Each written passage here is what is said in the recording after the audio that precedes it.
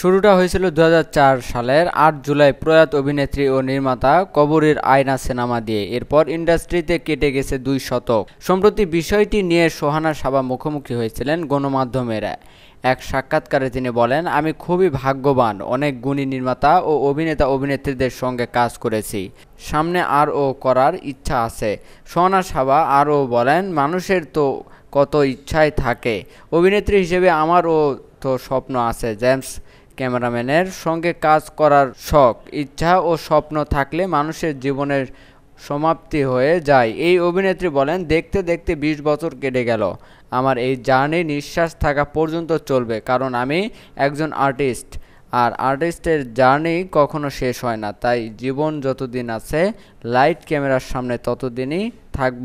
প্রসঙ্গত, প্রয়াত অভিনেত্রী কবরী পরিচালিত আয়না সিনেমার মধ্যে দিয়ে বড় পর্দায় পথ চলা শুরু সোহানা সাবার।